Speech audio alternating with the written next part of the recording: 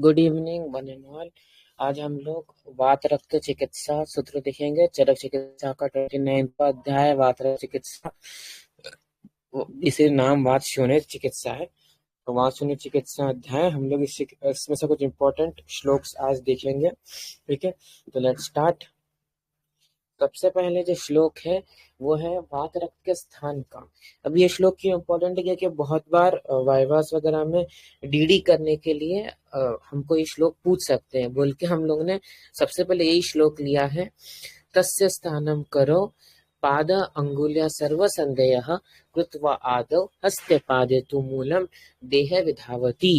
Once more, तस्य स्थानम करो पाद अंगुल्य सर्व संदेह कृत्वा आदौ हस्ते पादे तु मूलम देह विधावती। ठीक है, तो तस्य स्थानम मतलब वात रक्त का स्थान क्या है? करो और पाद, कर मतलब हाथ और पाद मतलब पैर, उनके अंगुलियां सर्व संदेह और फिर सब संधि कृत्वा आदौ हस्तपादे, लेकिन वो पहले कहाँ आता है? हस्तपाद मूल। हस्तपादे तो मूलम मतलब ग्रेटर टो या ग्रेट थंब के ऊपर आएगा। देह विधावती और बाद में वो पूरे शरीर में। Let's read the meaning. वात रक्त रोग हाथ पैर अंगुलियां और सभी संधियों में स्थान बनाता है। सर्वप्रथम हाथ और पैर में अपना मूल स्थान बनाकर पश्चात संपूर्ण शरीर में दौरा करता है। एकदम सिंपल था। तस्य स्थानम, उसका स्थान क्या है? करौ पाद अंगुल्य सर्व संध्या, हाथ पैर पैर हाथ करो पाद अंगुलिया पैर हाथ की उंगलियां सर्व संध्या और सभी संधियां। फिर कृत व आदौ, लेकिन पहले वो किसको इन्फ्लुएंस करता है, किसको इफेक्ट करता है? हस्तपादे तु मूलम, हस्तपाद को सबसे पहले और देह विधावती और बाद में पूरे शरीर में फैलता है। याद रखो, यहाँ पर जरा वात रक्त को बहुत लोग गाउट से कंपेयर करते हैं, तो याद रखना गाउट में बहुत बार हम ऐसा बोलते हैं कि जो ग्रेटर टो है उसके रूट से हमारा पहला सिम्टम स्टार्ट होता है। ठीक है, गाउट का। ठीक है, चलो आगे बढ़ते हैं।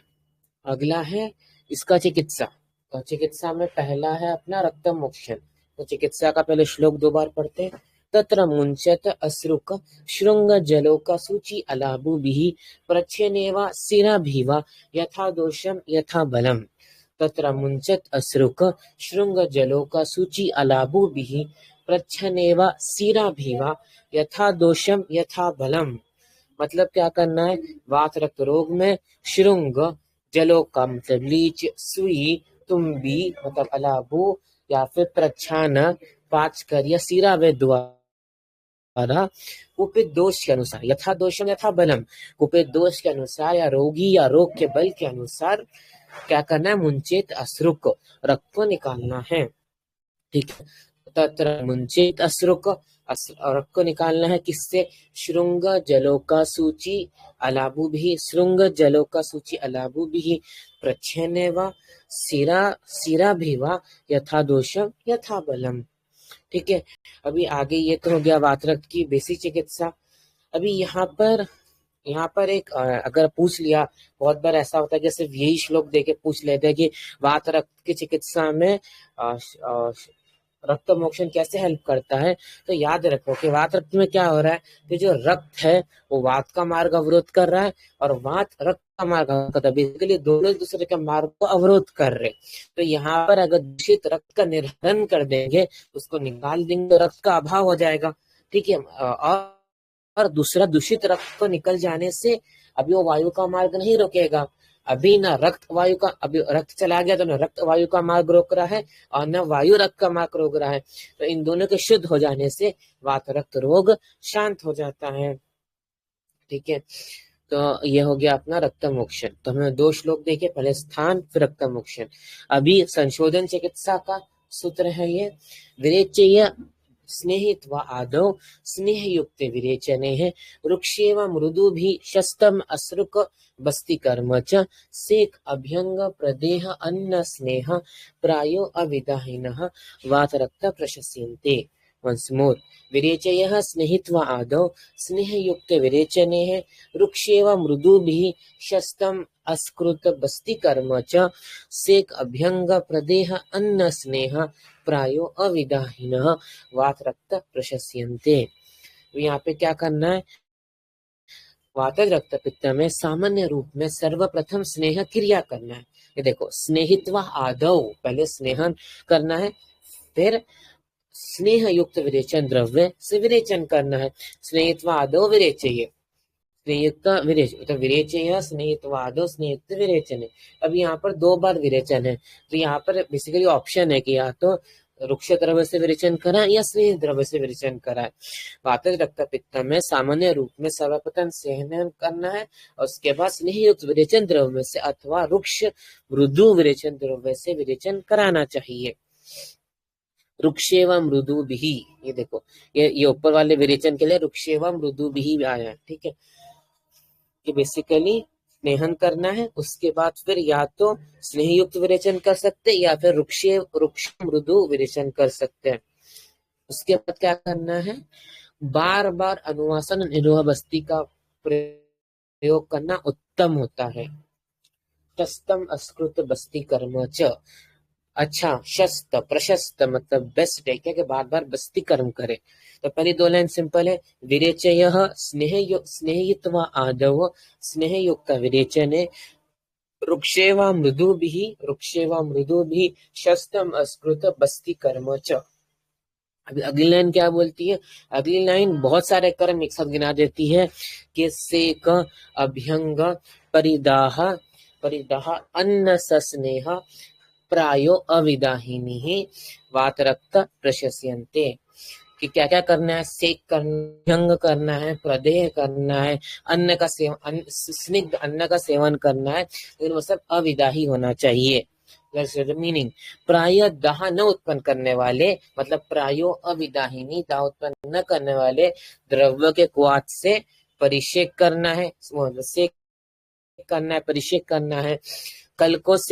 कल्कों से प्रदेह तथा कल्क एवं क्वाथ से सिद्ध द्रव्य से अभ्यंग करना है, सेक अभ्यंग, ठीक है। इन्हीं अविदाही द्रव्य के जल से सिद्ध किया हुआ अन्न और स्नेह का प्रयोग वात रक्त में उत्तम होता है, ठीक है। तो श्लोक एकदम सिंपल है, क्या था, विरेचये स्नेहित्वा आदौ स्नेह युक्त विरेचने रुक्षेवा मृदुभिः शस्तम अस्कृत बस्ति कर्म च बिहि सेक अभ्यंग प्रदेह अन्न सस्नेह प्रायो अविदाहिनी वात रक्त प्रशस्यन्ते। अभी यहाँ पर ये ध्यान रखना है कि विरेचन जो है वो मृदु होना चाहिए, तीक्ष्ण नहीं होना चाहिए, क्योंकि तीक्ष्ण विरेचन से क्या हो जाएगा, वात का प्रकोप हो जाएगा और वात बढ़ जाएगा तो चिकित्सा होने की जगह और बीमारी बढ़ जाएगी। अभी आगे है, यहाँ पर देखो, यहाँ पे क्या बोला, शस्तम अस्कृत बस्ती कर्म च, तो अभी उसी को आगे एक्सप्लेन किया है इन्होंने कि बस्ती श्रेष्ठ करके, निर्हरेत्वा मलम तस्य स घृते शिर बस्ती भी, मल निकालने के लिए घृत और शीर की, पहले 2 बार श्लोक पढ़ लेते हैं।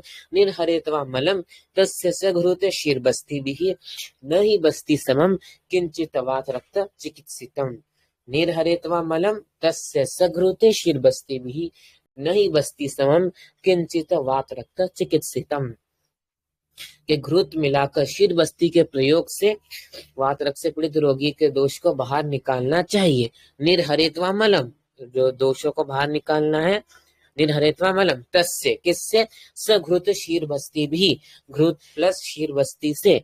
और आगे क्या बोला उन्होंने, न ही बस्ती समम किंचित वात रक्त चिकित्सितम, जैसे वात की चिकित्सा में बस्ती लाभदायक है वैसे कोई और अन्य औषधि लाभदायक नहीं है, ठीक है। इसका थोड़ा लॉजिक सोचो तो अपन अष्टांग हृदय के पहले अध्याय में एक श्लोक पढ़े थे, शरीर जानाम दोषानाम क्रमेण परम औषधम बस्ती विरेको वमन तथा तेलम कृतम मधु। तो जो वात है उसके लिए बेस्ट शोधन चिकित्सा क्या थी, बस्ती, और पित्त के लिए शमन चिकित्सा बेस्ट था घृत। तो पित्त और रक्त का आश्चर्य संबंध है, तो घृत और बस्ती ये दोनों जो है वो अपना इसके लिए वात रक्त में श्रेष्ठ है। तात्पर्य है कि वात के विकारों में जितना अधिक लाभ बस्ती से होता है उतना अधिक लाभ किसी चिकित्सा से नहीं होता। और दूध में घृत मिलाकर बस्ती देने से वायु के साथ साथ दूषित रक्त का भी निर्हरण हो जाता है। ठीक है, तो बेसिकली इस श्लोक में क्या बोला था लास्ट श्लोक में कि बस्ती का इंपॉर्टेंस, तो निर्हरेत्वा मलम तस्य, मल को निकालना है तो किससे निकालना है, सघृत शीर बस्ती भी न ही बस्ती समम किंचित वात रक्त चिकित्सितम। अभी यहाँ पर एक सहचर आदि योग का वर्णन आया है इस अध्याय में, जो मुझे इंपॉर्टेंट लगता है। ठीक है, याद रखना है सहचर आदि योग सहचर आदि तेल से भिन्न है, सहचर आदि योग ये अलग है। ठीक है, तो इसका श्लोक पर दोबारा पढ़ते हैं। घृतम सहचरान मूलम जीवंती छागफलम पयः लेपः पिष्टः तिलात धृष्टः पयसि निवृत्तः। वंस मोर, घृतम सहचारन मूलम जीवंती च छागलम पयः लेपः पिष्टः तिलात द्वद धृष्टः भृष्टः पयसि, वो भृष्टा है, भृष्टः पयसि निवृत्तः। तो क्या क्या करना है, घृत लेना है, सहचर का मूल, जीवंती और छागलम पयः मतलब बकरी का दूध। Let's read. कटसर या मतलब वही सहचर की जड़ और जीवंती, इनको क्या करना है, छगलम पयः मतलब बकरी के दूध में पीस कर घृत मिलाकर इसका लेप लगाना है। ठीक है, तो श्लोक पहला लाइन के लिए श्लोक क्या है, घृतम सहचारान मूलम जीवंती च छागलम पयः। और ऐसे ही सेम तिल को भूनकर बकरी के दूध में डुबा दें और बाद में उस दूध को पीसकर लेप लगाएं। ठीक है, तो उसके लिए श्लोक कैसा है, लेप, लेप लगाना है किसका, तिलस्ता, तिल के तेल का, तिलस्ता भृष्टम कैसा, भून के, तिल पेयः निवृत्तः। ठीक है, तो उससे दोनों का लेप का प्रयोग दाशांत्यात करना चाहिए। लेप पिष्ट तिलास्ता भृष्टः पयसि निवृत्तः। ठीक है, तो ऐसे हम लोग ने आज 5 श्लोक देखे। अभी यहाँ पर एक और चीज याद रखो एमसीक्यू पॉइंट ऑफ व्यू से कि पिंड आसम का वर्णन गृहिणी चिकित्सा अध्याय में आया है, पिंड रस का वर्णन वाजीकरण चिकित्सा में आया है, और पिंड तेल का वर्णन इस अध्याय में आया है वात रक्त चिकित्सा में। कभी अलग से इसके बारे में डिस्कस करेंगे। तो आज हम लोगों ने 5 श्लोक देखे। एक था वात रक्त के स्थान के ऊपर, जो कि बहुत सिंपल था कि तस्य स्थानम करे पाद अंगुल्य, तस्य स्थानम करे पाद अंगुल्य सर्व संदेयः कृत्वा आदव हस्ते पादे तु मूलम देह विधावती, क्या पहले वो हाथ पैर के मूल में आकर बाद में पूरे बॉडी में फैलेगा। फिर हमने देखा उसका पहले चिकित्सा जो की थी रक्त मोक्षण, तो उसमें कहा तत्र मुंचेत असृक, असृक को निकालना है किससे, श्रृंग जलोका सूची, श्रृंग जलोका सूची अलाभु भी प्रच्छेनेवा सिरा भी वा यथा दोषम यथा बलम, दोष और बल के हिसाब से श्रृंग जलों का श्रृंग जलों का सूची अलाबू, इनमें से हम लोग कोई भी यूज कर सकते हैं, प्रच्छान या सीधा वेद। फिर उन्होंने देखा इसका 2 श्लोक हो गए। फिर तीसरा श्लोक था संशोधन के बारे में, तो उसमें क्या बोला था, विरेच ये है स्नेहित्वा स्नेह युक्त विरेचन, या तो स्नेह युक्त विरेचन करेंगे या फिर रुक्षेवा मृदु भी, वृक्ष मृदु विरेचन कर सकते हैं। फिर लिखने से बेस्ट क्या है, शस्तम अस्कृत बस्ती, बस्ती कर्मच, इसमें बेस्ट लेकिन बस्ती है, अनुवासन और निरूह। उसके अलावा और क्या क्या करेंगे, तो सेक अभ्यंग प्रदेह अन्न स्नेह प्रायो अविदाहिनी, अविदाही द्रव्य से सेक करेंगे, अभ्यंग करेंगे, प्रदेह करेंगे और अन्न भी अविदाही देंगे। वात रक्त में ये सब प्रशस्यंती। ठीक, तो स्थान हो गया, रक्त मोक्षण चिकित्सा हो गया। फिर अभी बस्ती चिकित्सा का उन्होंने प्रशंसा की है। बस्ती चिकित्सा की प्रशंसा कैसे की है, मल निर्हरम मल निर्हरित्वा मलम के मल का निर्हरण करना है तो किससे करेंगे, तस्य सघृत शीर बस्ती भी, घृत प्लस शीर बस्ती, शीर बस्ती में घृत डालकर मल का निर्हरण करेंगे। उससे क्या होगा, न ही बस्ती समम किंचित वात रक्त चिकित्सितम, तो जैसे ये बस्ती चिकित्सा करेगी वैसे और कोई औषध चिकित्सा नहीं करेगी। फिर लास्ट में क्षमन योग देखा, सहचर आदि योग जिसका नाम है, उसका नाम श्लोक सिंपल है, घृतम सहचारन मूलम जीवति च छागलम पयः लेपः तिलस्ता भृष्टम निवृत्तः पेय। ठीक है, लेपपिष्ट तिलास्ता भ्रष्टवा पयसि निर्वृत्ता। ठीक है, और इस अध्याय में फिर अपना पिंड तेल का वर्णन आया है। पिंड आसव ग्रहणी में था, पिंड रस वाजीकरण में था। तो होपफुली आप लोग को समझा होगा। Thank you.